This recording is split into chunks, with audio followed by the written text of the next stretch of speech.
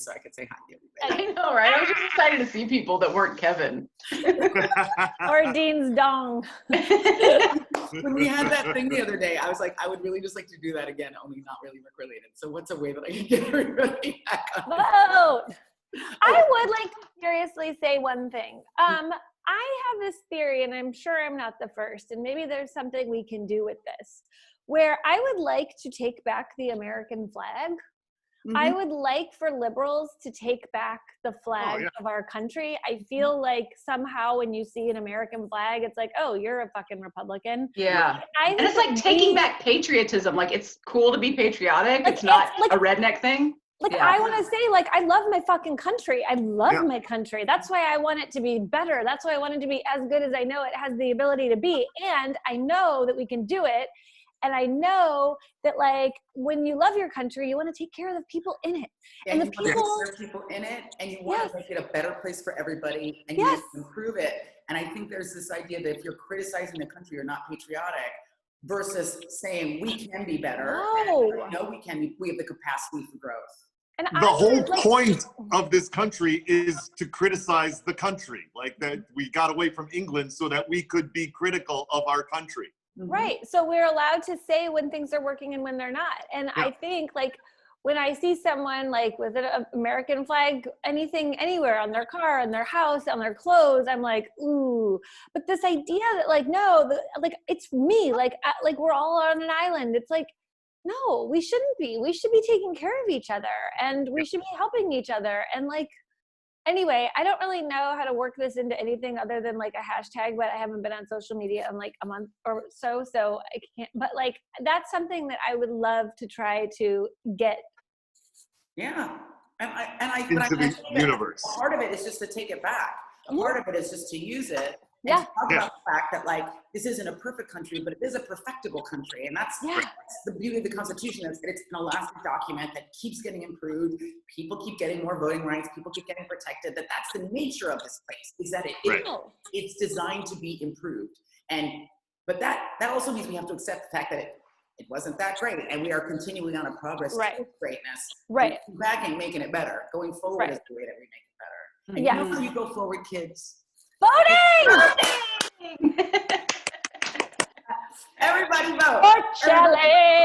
No matter what your political orientation is, no matter how you feel about the country, it doesn't work without everybody participating. And more than ever, we need people to participate. Yes. So I'm going to read out something that I looked up on the internet. How you can find out if you've registered to vote. Because I feel like, you register and you vote, and then you wonder, like, am I still registered? I'm always really worried about that. Me too. I never know. I'm like, what? When was, like, and I never know where my polling place is. I'm like, what? I don't know. Exactly. It's 4 years. People who are on the interwebs, you can go to usa.gov/confirm-voter-registration, or just Google, how do I confirm that I'm registered to vote? And that will come up, and then it will tell you what you can do to state. I vote. Can you also Google, am I registered to vote? You can Google, am I registered to vote? Exactly. Yes. And you can say, am I registered to vote California? Or am I registered to vote, Georgia? And then it will come up for you. Okay. And I did it recently to confirm that I had registered and that when my ballot was going to come. And I have been an absentee voter for, like, me years. Too. Because of working. Because I signed up when I started traveling so much for work, I just signed up for absentee so I would never miss an election again, because I was shooting a movie in Pennsylvania when California elected Arnold Schwarzenegger to be our great governor. And I did, but yeah, I never. You were making a movie with Arnold Schwarzenegger when he got elected to be. I was not, but I was like, I should have been. Darn it, he's someone I haven't worked with yet. No, I signed up for that all those years ago because I was like, it's just safer. Yeah.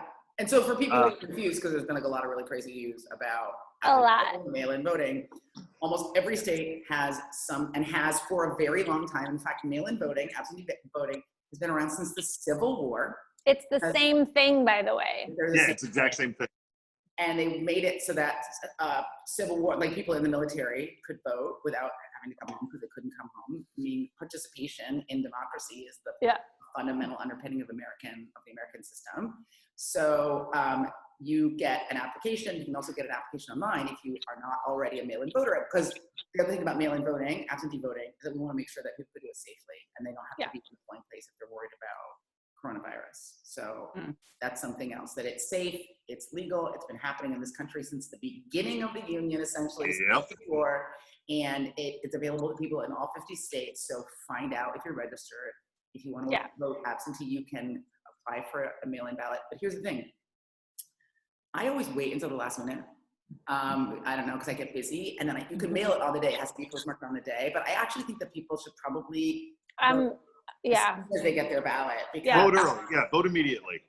Vote. The office is really overwhelmed right now. They also do, they will, since I'm sure you know, because you've been doing it forever, you still get your I voted sticker. If you vote absentee, they send it to you in the mail with your ballot. So if you still want to like post on election day that you voted, you still can do that. Just walk around with like a ratty-tatty, like rolled up sticker for like 3 weeks and just like superior over everything else. I have a question for you guys. So in all the elections, there's always like a ton of people. Like obviously we give a shit about the president, the election of a president, and hopefully you care about your senators and your representatives. But like, where do you guys go to really learn about the other candidates? Because yes, I can say I am a Democrat proudly, I'm a liberal proudly, but sometimes, you know, you like in those tiny little elections, like in your town, like superintendent, like sheriff, like those types of elections, like those people, like those small, well, they're not small, but like all of those elections and those officials that we're electing, they're the ones that like they make a difference in your local. The school superintendent, like something. Schools with yes, and stuff like that. So how do you guys? What do you guys do? What do you guys do? Well, you can get a sample ballot. They will for send whatever you that. district you live in. You can just find that online, and then find all of the candidates on there, and then research them. You know. Or if you have a certain way that, because I think it's really important, like even if you affiliate with one party or the other, that doesn't mean you're going to want to support every candidate. Not necessarily, exactly. So there are a lot of clowns out there. But you might be an issues voter. So for example, I really care a lot about the environment. So I'll go to like the legal conservation voters to see how they have analyzed certain things on the ballot. I still might not agree with everything, but they've done all the reading. And they really thought about it. So if I care about, environmental issues, or I don't have kids, so I can't really tell you what to do with kids other than like get a babysitter and go out and have some drinks. But I'm sure that there's organizations that focus on like schools and education.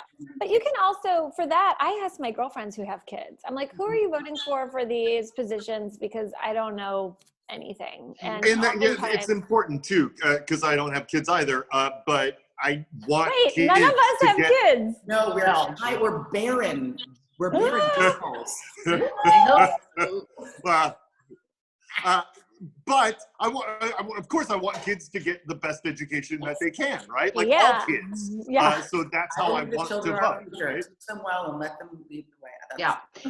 Here's the other thing I've been thinking about, which is, so there are going to be people that do go to the polls and have to go to the polls. And one of the things that I've been hearing a lot about is a lot of poll workers are older people in most communities. And those volunteers, because they're volunteering. Right. And so those volunteers are oftentimes, it's not a good idea for them to be volunteering this year. And so thinking about, if you're a young person and you're a healthy person and you are in a situation where you don't have people around you that are vulnerable, like could you be a person that for the first time ever decides to go and volunteer at a polling place so that we don't lose all that, workforce of volunteers that usually do that? Amber, that's such a good idea. Yeah. Amber. That's such a good idea. Be more resilient. I love going to a polling place. Even when I get my absentee ballot, for people, if you don't stick it in the mail, like let's say you blow it, and it's election day, and you're like, oh my God, I didn't fill out my ballot, and then you fill out your ballot. What do I do? You can walk it to your polling place and you can drop it in the ballot, like in the polling place. Yeah, I made that mistake in the last election, the primaries. I had my absentee ballot and I didn't fill it out, and I was like, I'll just go and vote in person. It'll be fun. And the line was so long. I had to wait for so long to vote, which I waited. But had I even just brought it with me, I could have like filled it out. I just like didn't even know. I didn't even think of it. I was like, I'll just vote in person. Like, you can just drop it off. And if you don't have to wait in line. Walk right in and drop it in the ballot box. And make everyone very jealous of you. I was like, everyone who was doing that, I was like, Also, my stepson was going to college in Santa Barbara, and he was registered to vote in his hometown of Thousand Oaks, but he didn't, of course, we were being pushy and like, you have to vote. He didn't go home to vote because he had classes that day. And he like walked into a polling place and was like, I need to vote. And I'm not. Provisional ballot. So that's the other thing. He just walked into a polling place in Santa Barbara and was like, this isn't my polling place, but I need to vote and I have to vote here. And he got a provisional ballot and he voted. And I was so proud of Lucas Johnson. Voting is it is the essential power of the individual American, the ability to choose who's going to run this country, who's going to govern locally. It does make a difference. I feel like people they're like, it's just so many people, and how can I make a difference? But it really, really makes a difference. And it's not just a right; it's a responsibility. It's our job. I really don't want to hear anyone complaining anymore if they're not voting. Like, if like there's a huge pothole on like your street, like that can be fixed when you elect people who care about infrastructure in a town.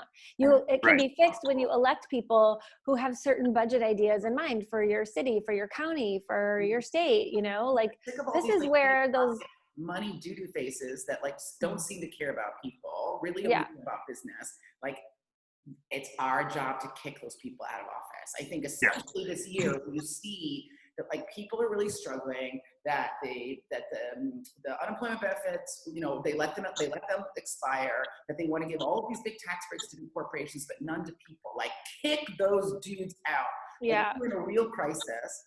And whether you're progressive or you're conservative, the one thing that is true and has never been more true than it is now, when people complain about big government, only government can solve the problems that we're facing now. There's no way that 20 volunteers in a local soup kitchen can fix the effects that COVID is having on the entire economy and everybody everywhere.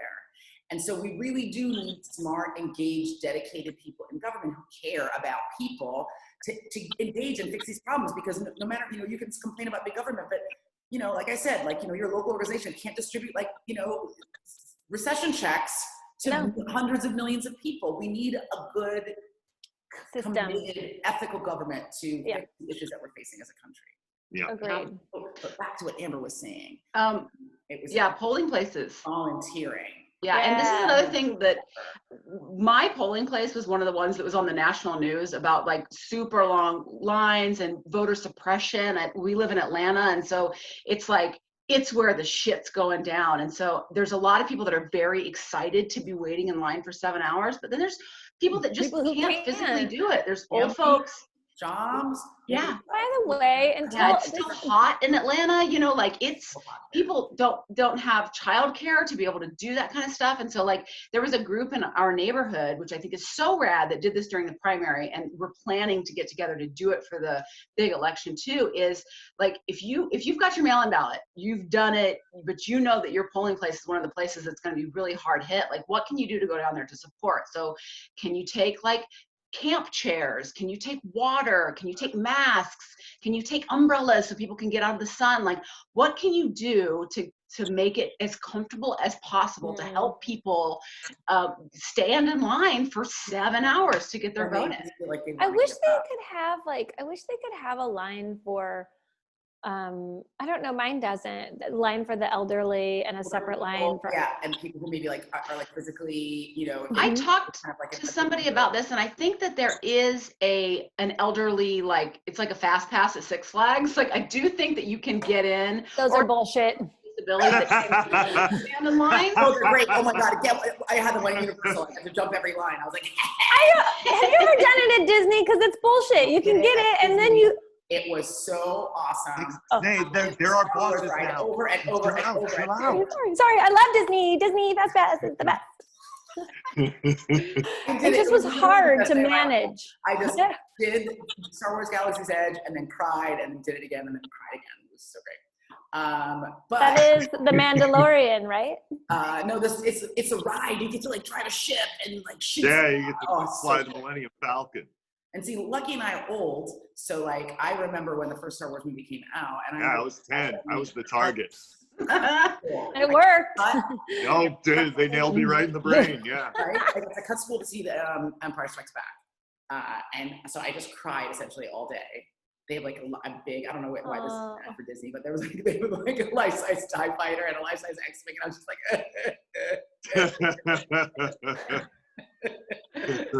I don't even know what you're talking about. I know. I mean, I understand crying. I cry every day too. Just all the other words. But like the other words. I did watch The Mandalorian, that first one. I haven't watched it. That was good. Oh, it's so good, you guys. It was good. I only saw the first episode, but I will watch more. Great. I think that's where Baby Yoda came from too. Amber, I think it's a good idea if there are people who are probably going to be home through, 2020 is essentially like some version of a wash. It's a wash. Yeah. So we've got to take all that energy that we were going to spend like commuting to work and spending like $7 on coffee, and we've got to like channel it into like democracy. Like this could be, someone was saying online the other day, they were like, I got so frustrated when I was in school. And I remember feeling this way too, because I felt like everyone got to live through history. Like nothing really happens now. But like it was a civil rights movement, or there was, like JFK, like people had these big experiences, and we are having it. It is now. Yeah. And we have an opportunity to really change the world. And I think like going to the polling place, even if you've already done your absentee ballot, even if you already voted by mail, and supporting other people, you could turn it into this kind of festival atmosphere. Yeah, like being a part of it. Make it fun, right? Yeah. Ooh, what if you have like a band and you could, I love the umbrella idea. If you have extra money right now, which I know a lot of people don't, but, my mom wanted to go, and she's in Ohio. She wanted to march. She wanted to go to a Black Lives Matter rally, and she was nervous. And I said, because of like COVID and everything, and I was like, you know what, just go and grab a bunch of boxes of granola bars and some water bottles and hand them out on the sidelines. And you don't have to really necessarily like be a part of it. But you can like go and support in that way. You can support by handing out those things to people waiting in line at the polling places. Maybe like having like if you DJ, maybe you can go and play some music. Maybe you can even bring some like Bluetooth speaker and take requests. Yeah, or you could bring like colors and poster boards and markers and crayons, and kids can sit and like maybe they can have a little improvised daycare situation, so that like the kids are busy if there's kids who have to wait in line. Bring their kids with them because they don't have daycare. That's another thing. Like we all have. Perhaps I'll go teach knitting to people waiting in line. Don't laugh at me, Lucky.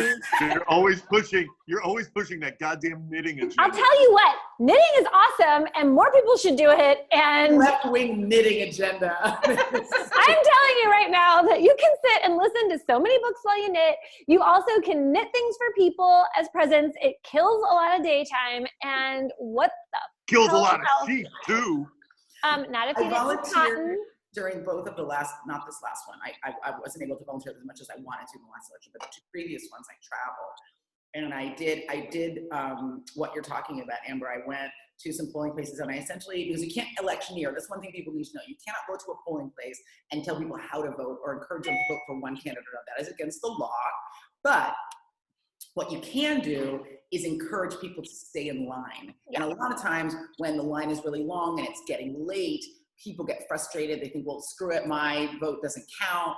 Like, I want to go home. And so to really encourage people to stay in line and to connect with each other, I remember that I went to Michigan where it was very cold when people were voting. But probably in Georgia, it's going to be very hot. So just to say to people, like, your vote matters.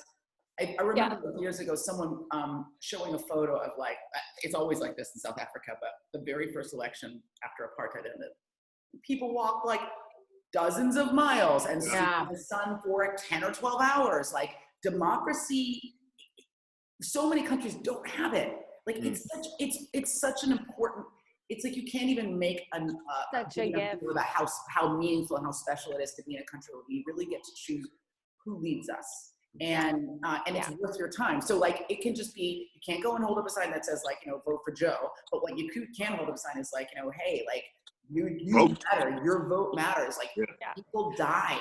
But died so that women can vote and that people of color can vote and that there are protections for gay people. Like people died and bled. So like what we can do. Our relatives died so that we could do this. I would also like to say about voting, it's nonpartisan. Like voting is important. And I've said 2 years ago, like, I don't care how you vote, just vote. And one of the reasons voting is so important is because when the powers that be see the numbers and they start to realize like what people want, some people, is for people to not vote. Because then you kind of can get your agenda passed. But when they know that we're watching you and when we're like taking part in something as simple or difficult as an election, like that matters. Like seeing voter turnout matters because it freaks people out and it makes those political officials know that they have to fight for our vote. That we are going to vote. Us, not to corporations, personal agendas. But to us, they need to know that their jobs are insecure. If we had, because of us, not because of their donors. And that's another thing. It's like voter turnout, like if we had 90% voter turnout, can you even imagine?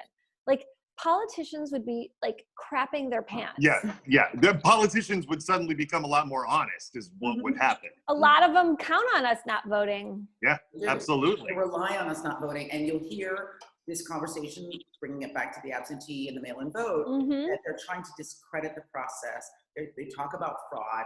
It's been proven time and time and time again over studies that look at voting systems over 10s and 20s and 30s of years, over decades, that voter fraud is so statistically insignificant as to not be a thing. It's just not real.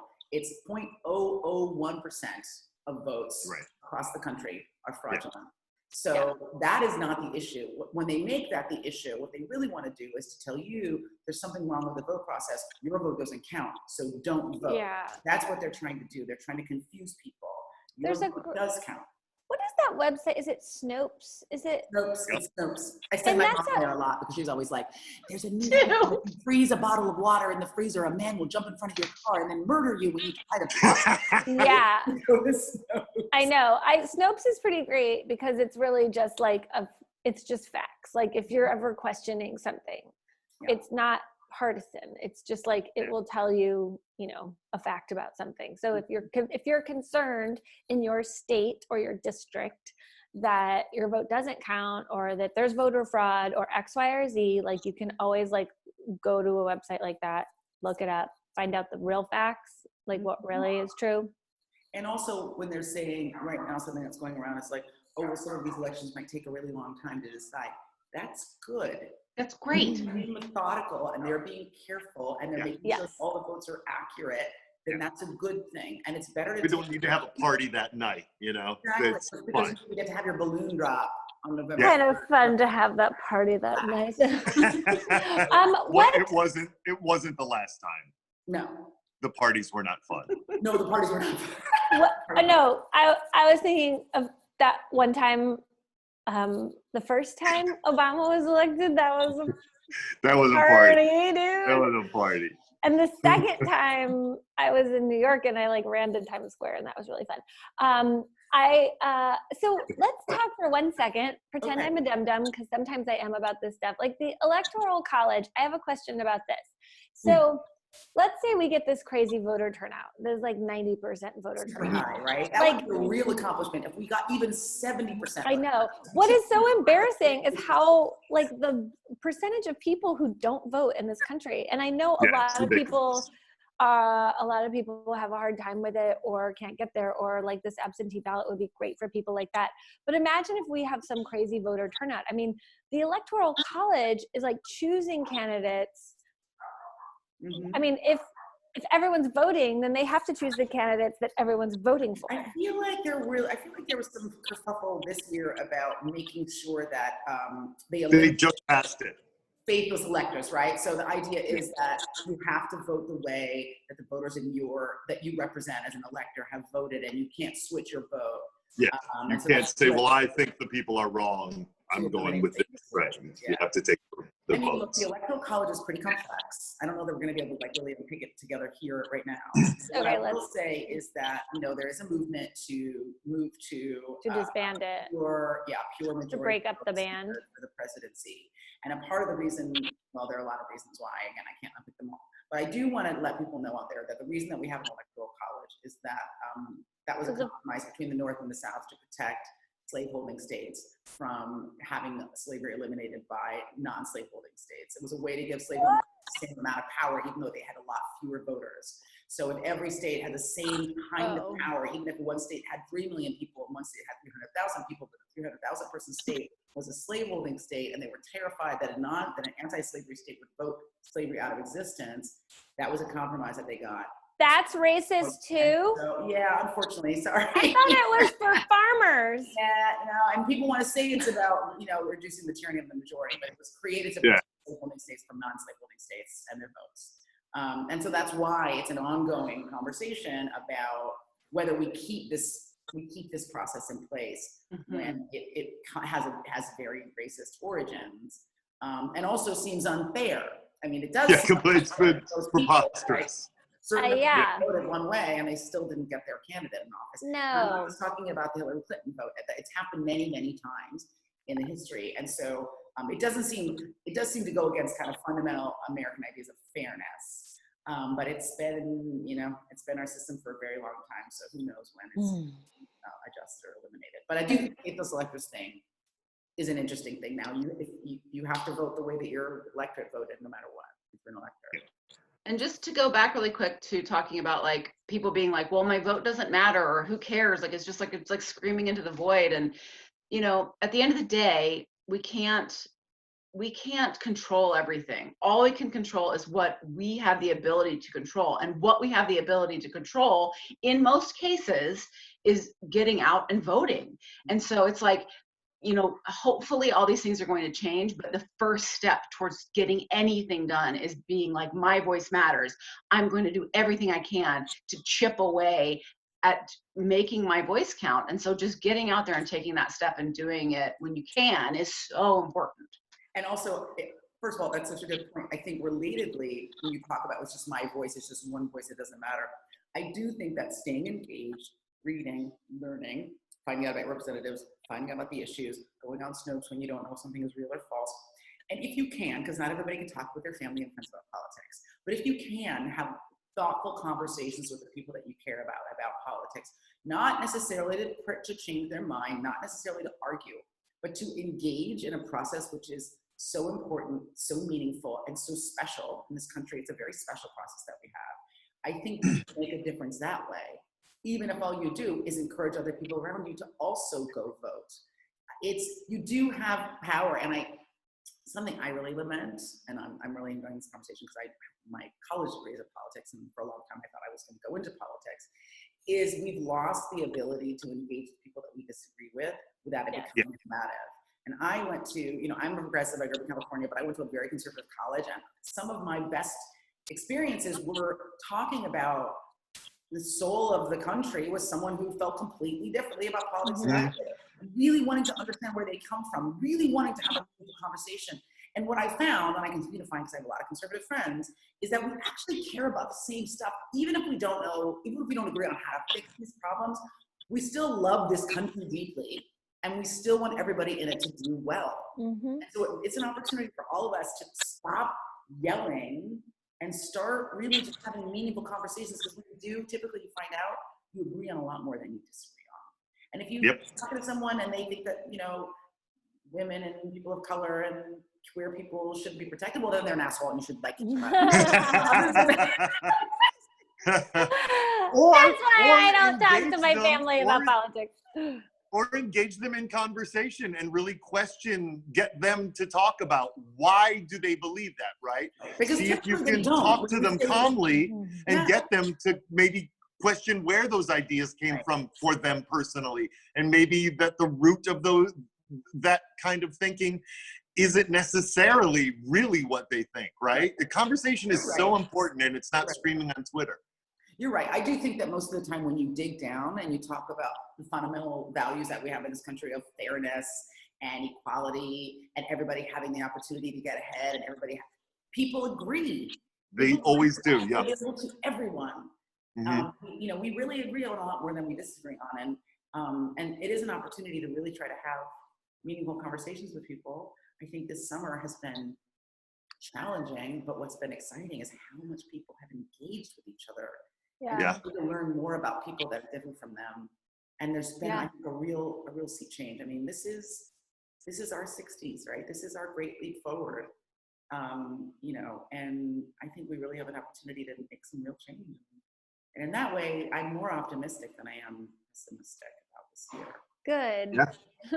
Especially for everybody votes. So I'm going to repeat this resource again for people. Okay. You can just Google, am I registered to vote? And then pick your stadium, and that will immediately come up. I feel very confident in the general resourcefulness of this thing called the Google. I'm going to Google it right now. But you could also just go to usa.gov/confirm-voter-registration. It will direct you to your state, and they can put your name in, and it will tell you. When I put my name in, it told me all of the last elections I'd voted in, and when they received my ballot, and how I was registered, and where I was registered. Yeah. Yep. It told you where your polling place was and all that too. Oh yeah. And I think by the way, you have to. Oh, sorry, Amber. My polling place changes almost. They move. Well, they move because a lot of times they're in a school or a office or a church or last time it was at the cemetery. Oh gosh. It was beautiful. It was really peaceful, actually, to wait in line there. But I will say, polling places move, so definitely check where your polling place is, because that's another tricky thing that can happen too. And I think, to Amber's point, and when Amber's going to speak next, after shooting, I just cut her off repeatedly, is Google, how do I volunteer to be a poll worker? Yeah. Or just go down there. Once you know where there's a polling place, like if it's yours or not, just go down there and give people comfort. But I just wanted you to say again about taking in your ballot. Like if you have an absentee ballot and you didn't mail it in, you can take it down. Yeah, you can drop it off on the day. Drop it off. And they're very accommodating. And I love going to the polling place.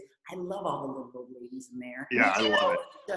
They're just like their last few breaths on this planet. They are gonna support democracy. They're always the cutest. I love it. I just love it. You don't get to see them all the time, but you're right, because of one time the older workers this year. I had one time my polling place was actually in an old age home.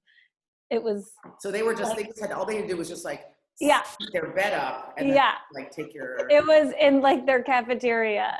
I was looking at the address. I'm like, this is, and there was a security guard. He was like, it's here. I was like, oh, okay.